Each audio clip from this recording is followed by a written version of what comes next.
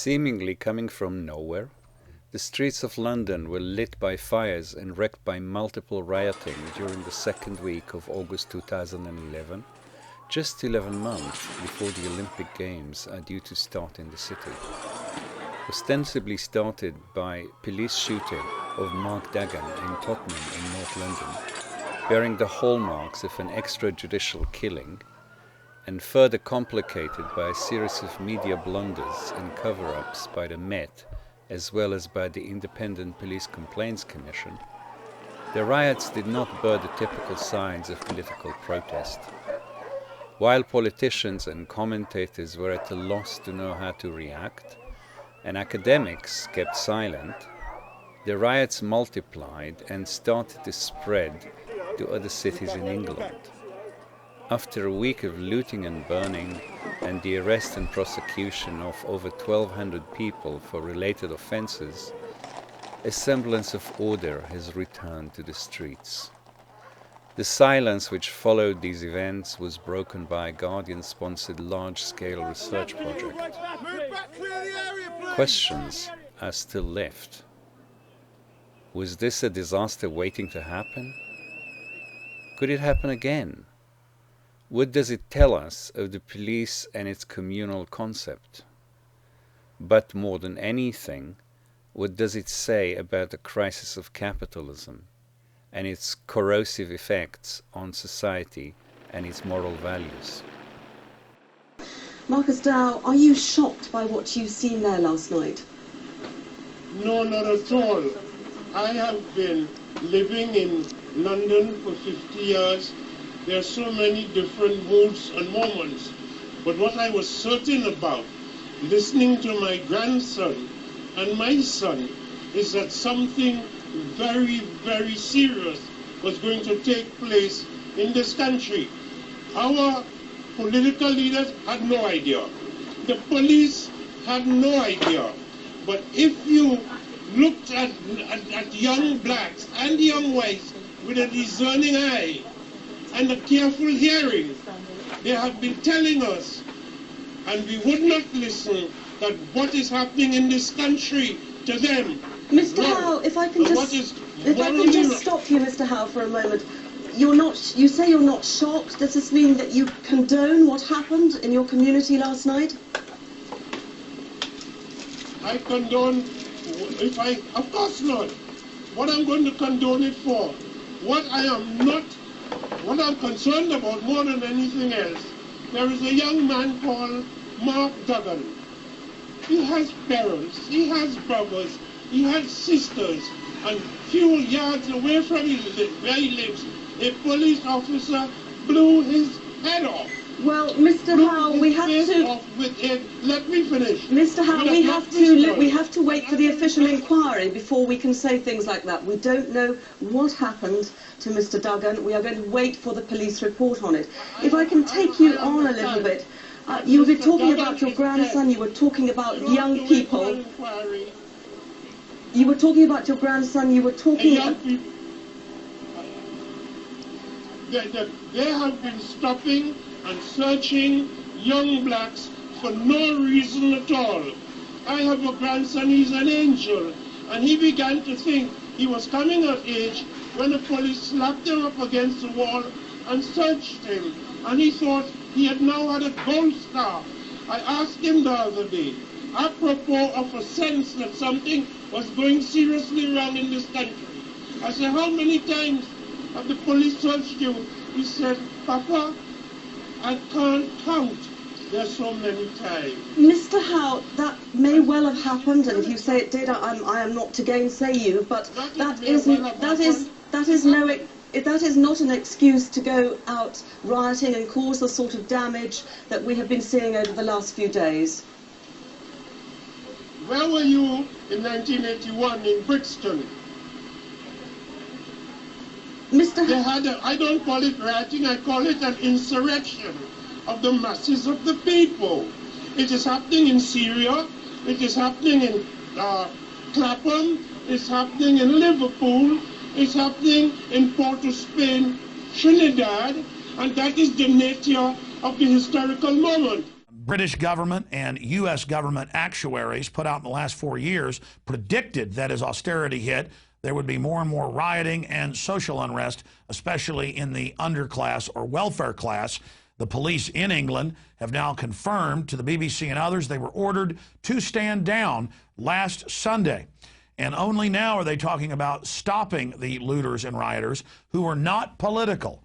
This is not a political revolution. You don't see them going up against the City of London within London, where the big mega banks are based, or storming the palaces and castles of the British royals who get tens of billions of dollars in welfare every year.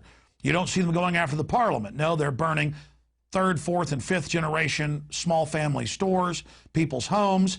They're carjacking people and running over folks with cars, murdering them, all for the fun of it. It is the football hooligan type of individual who is simply out there celebrating criminality and wanton abandon. Most of them have been confirmed as welfare recipients living in government housing. This is what the social engineers have created, and now they're going to use these rioters as a pretext to take the rights of all people in the UK to even peaceably assemble. And there's calls to start shooting any type of demonstrator on sight instead of dealing with people engaging in arson, looting, and other plunder. I would also add the British people are not allowed to defend themselves via the Second Amendment. They don't have a right to defend themselves. And so they have some of the highest rates of home invasions, robbery, muggings in the world. Their crime rate has exploded in the last 15 years since the right to keep and bear arms was all but abolished in the UK. But never fear, the citizens are banding together. Muslims particularly have been fighting back and defending their stores and property. We've seen Sikhs, a religious faith based out of India, guarding their homes, businesses, and temples. And the British government has now come to them and said, do not defend your property. Stand down so that the looters can burn you out of house and home, and they're refusing. But see, that's the type of lawlessness the government won't put up with, is people lawfully defending themselves. We now need restraint and calm. And I say to those who wanted to come to Tottenham to cause violence and disturbance to stay away. We don't need you. We don't want 25 years of rebuilding community and trust destroyed because of mindless nonsense. I don't really think that the riot came out of nowhere. I think even if you look on the Guardian website, the week before, there's a film of the young people in the neighbourhood saying the riots are coming. Nick Clegg made his injudicious comments predicting riots in exactly the scenario that emerged. Christine Lagarde from the IMF was saying the riots were coming. So I feel that everybody knew that the riots were pending. We should have seen it coming, given the way in which I think the country has, well, particularly successive governments seem to have completely marginalised or excluded a whole section of society. And which section? I think that the poor.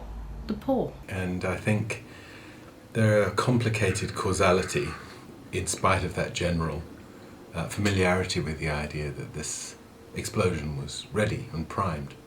I think, you know, there's a very strong and rather unexplored connection with the protests of the winter that preceded it, with the young people, the EMA people, the generation locked into the experience of indebtedness as a defining experience. They're trying to manage the kind of the much more structural exclusions through programs of equal opportunities, certain kind of discourses of representations of diversity agendas. We have more kind of celebration of differences, etc. But the deep inequalities in terms of, if we look at who runs organisations, who has control over organisations, even liberal organisations, so-called like higher education.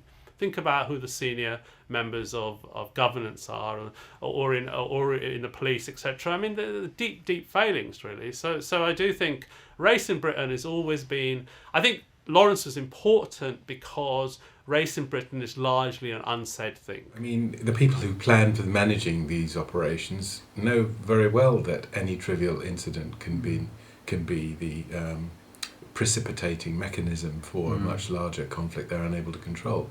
If you look at the things that the police wrote after 1981, their analysis of what happened and the way their practice was altered in the intervening period, their reorganisation, the new balance between community organisation policing, multi-agency policing and the militarisation of policing, they understood that well, and they wanted to be able to have a much more coherent military, pseudo-military element in the way that violence was organised in response to this as a way of offsetting that, and they wanted certain innovations at the level of the police station. I mean, you could uncharitably, and this is one thing I think that came across in the play of the riots, I don't know if you went to look at the play, was that it's very clear that if the police officers in the station in Tottenham had been more thoughtful, more prepared, they would have managed the whole sequence of events in a completely different way. So there's something about the division of labour inside the police, actually, which will need to be looked at, I'm sure. They're already doing that. The people that shot Mike Duggan, I don't know how much they talk to the people in Operation Trident, which is a different chain of command, a different institutional group, and then of course the local police in the Tottenham police station. There's at least 3 different actors, and they all have slightly different interests in this, and they all have a slightly different mechanism of accountability within the larger structure of authority. So there's a lot that's changed in the way the police approach their business, which seems, I would say, to be implicated. Absolutely systemic failure that has been uncovered even without having an inquiry. And what's shocking is that hasn't raised larger questions. And as we see with still information coming out, in the aftermath of McPherson and in the aftermath of these particular convictions of Stephen Lawrence, that failure, as we know, was systemic, and the level of that failure has still not been uncovered, including very credible allegations of police corruption and collusion, with gangsters who were connected with, the alleged killers of Stephen Lawrence. So, we have systemic failures, that some of which are coming to light. I mean, News International is another one. And what we find is that the organizations that are supposed to be the monitoring organizations are not doing the adequate policing. And at the same time, we know that in the Duggan case raises issues about the relationship between Metropolitan Police and its information strategy, and the interests of the media in the form of News International and other groups, which are not, again, they're not interests or agencies that are simply about transmitting information after. Their information is designed and organised so it loops back into understanding of the events in real time. So, we have to kind of cultivate, for me, I think, a kind of systematic estrangement from that. There is nothing, I think, I'm not sure that anybody has anything to lose from disassociating themselves completely from the overground world of official media. I think that we have to get away from that. And, I know that academics are told we're supposed to have impact, and people think that going on the radio or going on the television or running to the House of Commons is a very special kind of impact. But actually there's no impact there at all. It's a certain kind of ritual dance that becomes a kind of currency in the economy of the institution as it dies. And talking to Tories, bankers that I know, in fact, they said, this feeds our narrative. This is fine. They were not distressed by it. Hence, no equivalent of Scarman. What I think they're probably quite clear about is that they're going to manage inequality. They are going to manage inequality in increasingly repressive and violent ways wherever they can. And at the same time, some loosening of, I think we should say this is a kind of success, that although there are many racialized narratives, the idea that you can be a card-carrying racist and be a respectable person has been attacked because of the kinds of movements that we came from. So it's not acceptable in football, there are huge rows about it. It's not acceptable in many other places. The chairman of the Tory party is a Muslim woman, a conservative Muslim woman who defends arranged marriages, attacks, aggressive secularism, visits the Pope, visits the Islamic countries and so on. This is important because people who talk about, talk about new forms of racism, talk about exclusions of particular groups of people without looking at the ways in which some people have been incorporated in, the glass ceiling in some instances has been shattered, and a few people do manage to rise into the professions. So if you can get out of working class inequality, you might well succeed. It's a version of a very attenuated version of the American dream. But if you can't, you're going to be managed, with all the powers of the state, which include surveillance powers, which include heavy policing when necessary, and so on, and spying and, everything else. So I think it is about managing inequality while creating, a slight rhetoric of upward mobility, the possibility of upward mobility, as an exceptional thing, that if you're exceptionally talented, you can succeed. I think those two things are going to go together. I'm never optimistic about the situation in Britain. You look at the historical situation of the British left, it's always following behind what's happening elsewhere. I always say this to people, Britain, you had to have a socialist in the White House for 20 years before the British political class would abandon its commitment to liberalism for one generation. We went all through the 30s, everywhere else was fascist and communist. America elected a socialist for 20 years, implementing the New Deal. The British political class remained totally attached to Victorian economics. It was only after that, and only after the war, only after the experience of war, where for a year, we were being invaded by fascists and our only allies were communists, that you got Britain turning towards kind of collectivist, social democratic solutions to problems, really only for one generation. Society is organised by these elites who actually are robbing us, and they're the violent. You have a government in external wars, internal policing, and you have a kind of economic system which is really in kind of meltdown. And you have people who are still actually a whole set of bankers and a kind of a corporate culture which basically bleeding you dry. This is the real violence in some senses, and and in a way they're a kind of a response to that, but it's not a politicized response in that sense. It's as and consumption, consumerism become the kind of only way of articulating a certain need. I think a lot of that's to do with the fact that there is a sense of cynicism, and I think the sense of betrayal. So that betrayal and alienation that people feel, it's not only against the ruling classes and the elite and those with wealth, but I think in some ways it's also directed, maybe not expressed in the same way, against others who have not been able to reflect those kinds of, that sense of alienation, injustice, frustration, anger in their programs and agendas for progressive politics by which to move forward, to create a momentum. I think the trade union march, for example, that took place was great because so many people were on the march, and many people, who are not the usual suspects, families, ordinary people, students, on the march because of how their lives were going to be turned upside down by all the had been turned upside down by what had occurred and what would occur in the future. But I was surprised that,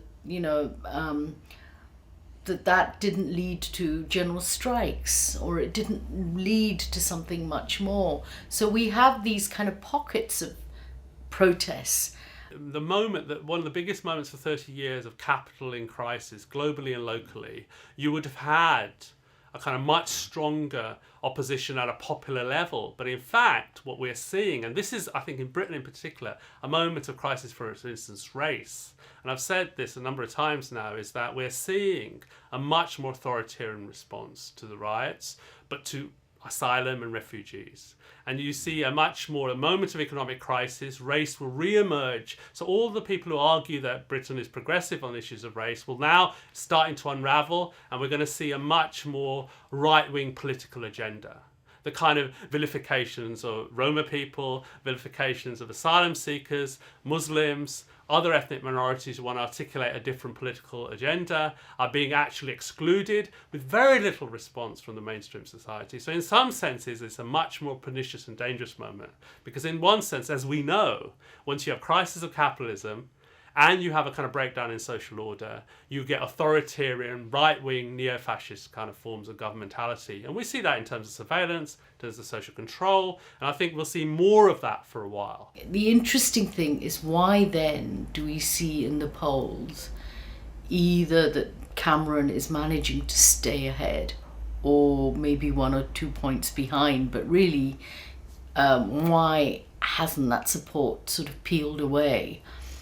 And I think maybe the reason for that is that what the government's successfully and cleverly doing is not new, but it is, it's dressed in a new way, if you like, which is to actually create a consensus amongst those who don't have anything, if you like, who don't have a stake, on who is deserving and who's undeserving. I think there's a narrative that's sort of underlying this, that plays into and which prevents that kind of popular vote from peeling away, because suddenly I see the way in which the welfare reforms or the austerity measures are often couched in terms of the deserving and undeserving. And with that, there is a whole narrative around criminality in society. And so what I think is happening is that it plays into people's fears about their own uncertainties, and they look towards other groups rather than, I'm actually quite surprised that the anger, although there is anger, and it's pretty much widespread against the bankers and the bonus system, and even amongst MPs, and that kind of culture of taking expenses and things, taking more than just expenses and things.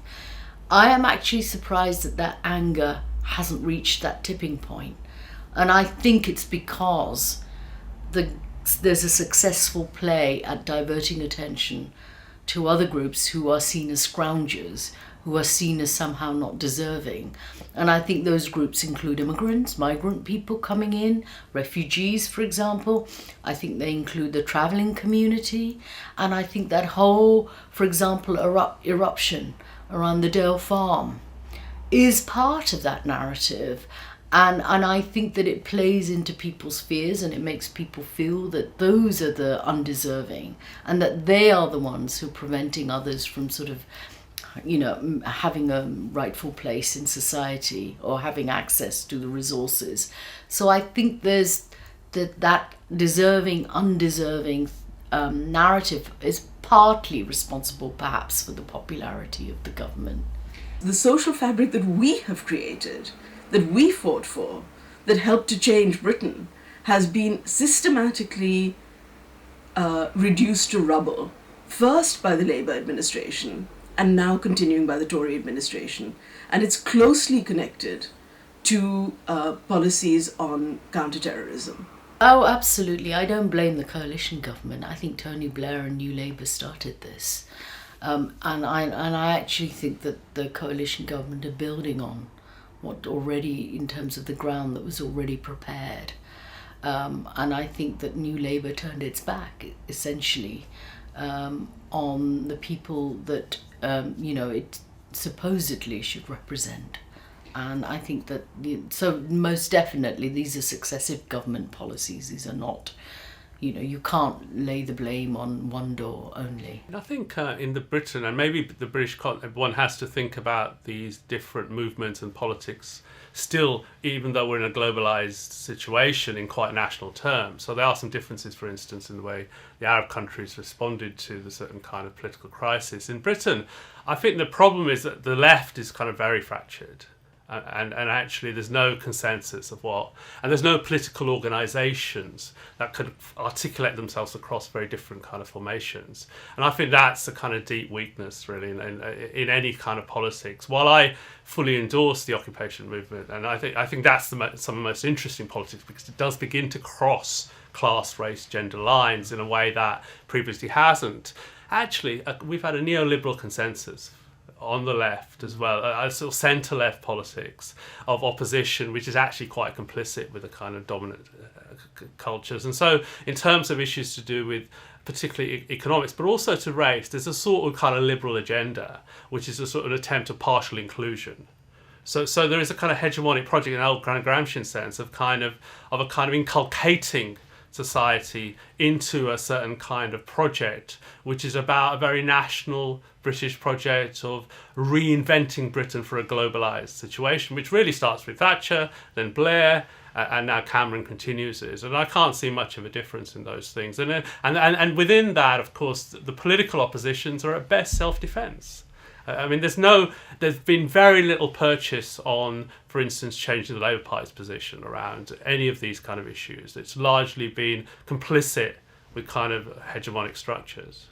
I mean, I think we have to, be quite kind of clear about this, ruthlessly clear. I mean, what left are we talking about? There is no left, actually. There's no left, We're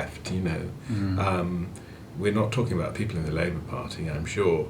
That their interests are particular, but they have never, in the history of the Labour Party, I might add, shown themselves to be inclined to support the just grievances of people against power when they resort to violent resistance. And if you look at the effect of the miners' strike on the left, that's one instance of this, but you can go further back actually into the history of the Labour Party to see exactly those ambiguities, and particularly of course in government but also outside it.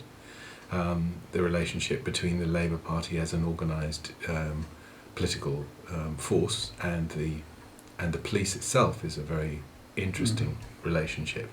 So I would say that when we say left, I'm not sure that we mean the Labour Party. So what do we really mean?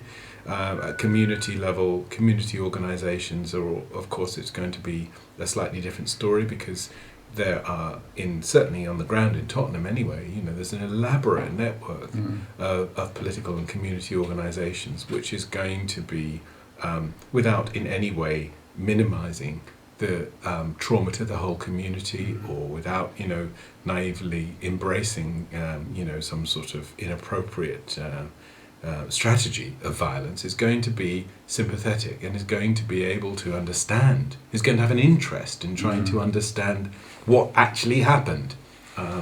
But I don't know that the left, the organised left, is inclined to do that. Now beyond that, I suppose there are the ultra-left groups, the Trotskyists and other groups, and what remains of those groups, I think, was inclined to try and engage, but they're often, although actually I must say not exactly in the case of Tottenham, but they're often in a position that we know very well, where they are essentially paratroopers, coming into a place from outside, because they are very small and they don't have any resources. I'm not defending or excusing them. I'm just trying to say it's very easy to say the left, when actually there is no left, there is no left. I think so. I think that we've concentrated on difference.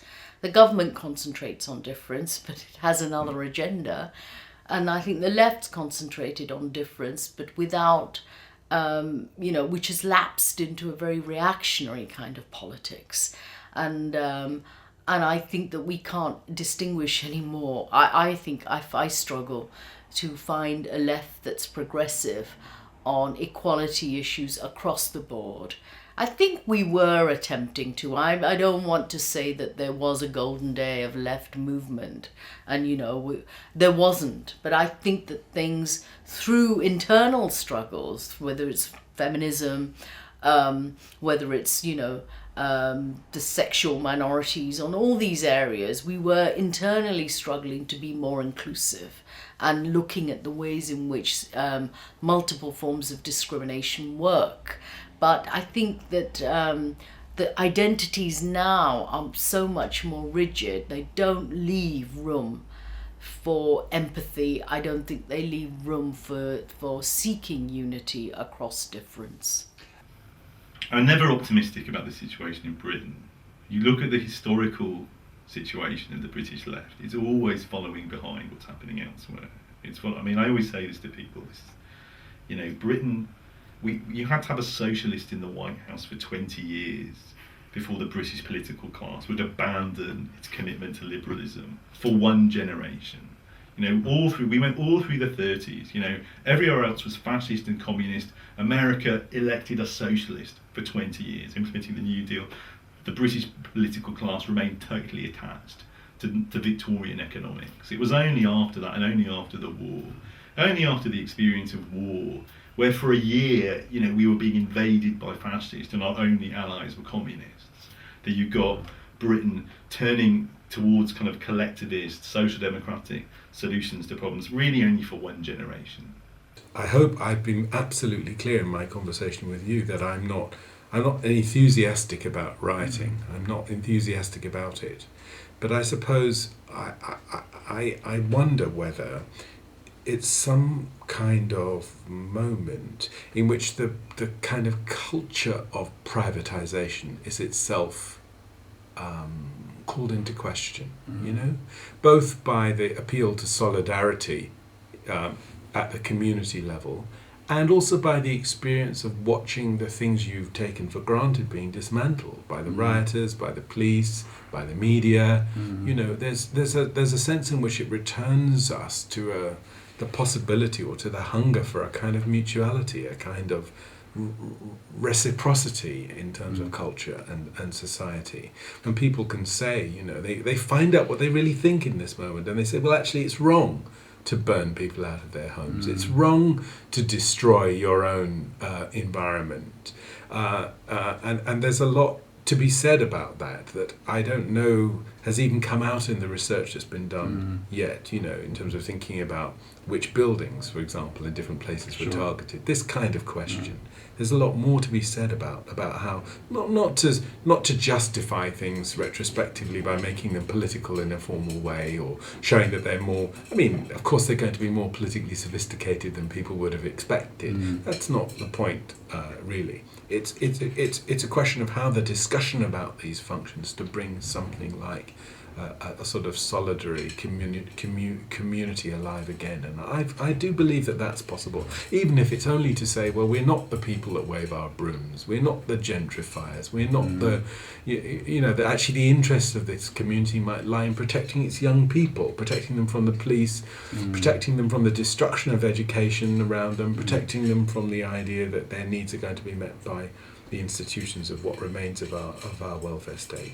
There's a different set of possibilities that arise in the aftermath of this that I think are grounds for hope. I think that in a very bizarre way, the riots became a symbol of the success not only of the older immigration of say Asians into this country, but also of the new immigrants, the new white East European immigrants, because some of the most iconic images of the riots derive from what happened to them. So one was the image of the woman jumping out of the burning building, and she was an East European. And if I recall the story correctly, she was saved not by the actual forces, that were standing there, of the state, who were, obeying some health and safety regulation not to intervene or something. I don't know what they were doing. But by her friends, who were also East European immigrants, who ran out with mattresses and things and urged her to jump. This is people having to really defend themselves and create their own solidarity, not with arms, but to defend them, to actually act practically in their own interest. And then you have the immensely sad story in contrast of a pensioner, an old white man who is killed in the course of the riots, and nobody knew his name. The atomization of English, white native English communities, in contrast with the solidarities expressed, by immigrants, old and new, was stark, and it speaks to something that fascism will find fertile ground in. And I think if we don't rebuild the solidarities that we had, not on a communal basis, not just on a basis of this type of religion being nice to that type. It did help in some circumstances, but we need to build a wider solidarity than that, and we really need to address the internal ruptures between the different communities, black communities in this country, Asian and Africans and Caribbeans, and rebuild solidarity that's anti-racist, but not on a platform of thereby supporting another form of discrimination and violence. That is fundamentalism. That's the other end of what I was trying to hint at when I spoke about the transformed relationship between politics and information.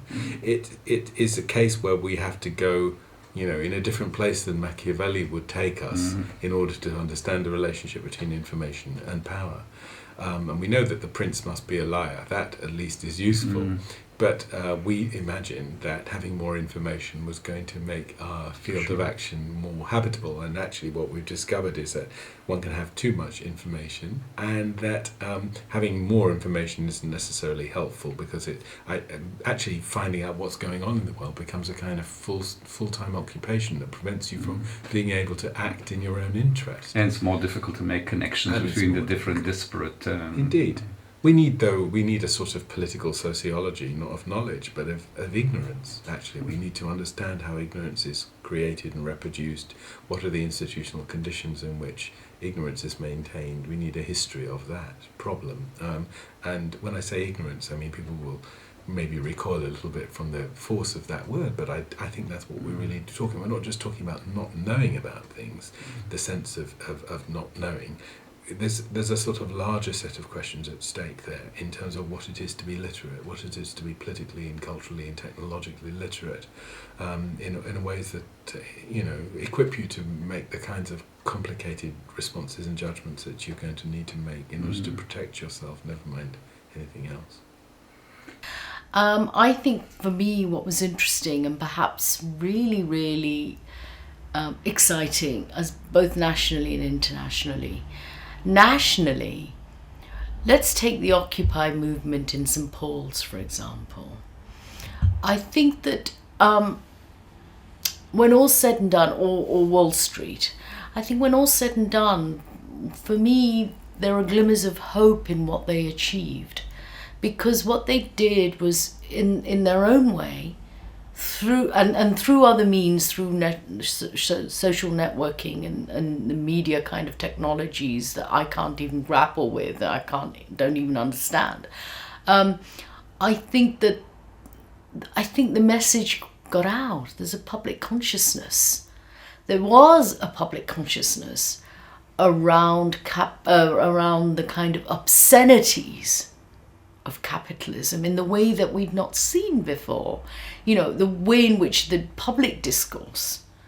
And I think that was fed in part by Occupy movement and by others. So that's a good thing, that's hope. It doesn't mean that, we're seeing the end of capitalism.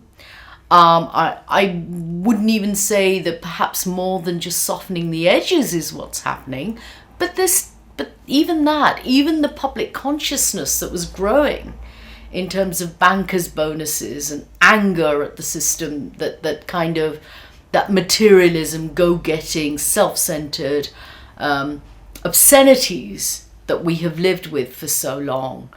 I do think that the Occupy movement and the protest movement started by these students and so on, have contributed to that wider national public debate. That's a good thing. That's hope. I think it's better than what we had when the Soviet Empire, if you like, disintegrated, and when the Cold War ended and all that. It seemed like the triumph of capitalism, and that was really hopeless, because it seemed like there was nothing in its place to check. And so seeing in its very tiny small way this kind of, at a national level, these pockets of protest and the way in which public debates were beginning to talk about obscenities of capitalism, it's a good thing. Internationally, of course, we have to look to what happened in the Middle East. But I am very, very hesitant at the same time in terms of calling it an Arab Spring. It's unfinished business. And I think that the vacuum that has been created, with the necessary toppling of undemocratic authoritarian regimes, is being filled by possibly other authoritarian, religiously inspired in a fundamentalist way movements. And so there is a lot already happening, particularly to women who were involved in those revolutions, to the way in which social contracts between states and its people are trading over the rights of women and women's bodies. That's worrying at an international level too, because I think that the gaps and vacuums left by toppling these regimes may not necessarily be filled by democratic, progressive in its truest sense, politics. So I don't know but nevertheless, there is hope in the way in which those people did rise up. And for me, one of the important lessons of what happened in terms of the uprisings or revolutions in the Middle East and North Africa was that they at least appeared to be under the banner of human rights for all. And why that's important is because part of the narrative, and in terms of the moral bankruptcy of the left in this country, has been based on this assumption that somehow human rights are Western concepts, and what that showed was that these people everywhere, wherever there's injustice or oppression, are fighting for their human rights. And these are not Western notions, regardless of the historical origins of human rights. These are evolving rights, and they're being struggled for by people everywhere. So that was another, if you like, glimmer of hope for me, is that at least we can try to blow a hole through that assumption, which the left have bought into, which is that, human rights, Western, and to be anti-imperialist, to be anti-racist, we must allow for other normative values and systems to flourish, which may actually be very undemocratic and unhuman rights in terms of minorities and women. So I think that there is hope, but there is always side by side. The signs of hope also show signs of danger. The two go hand in hand.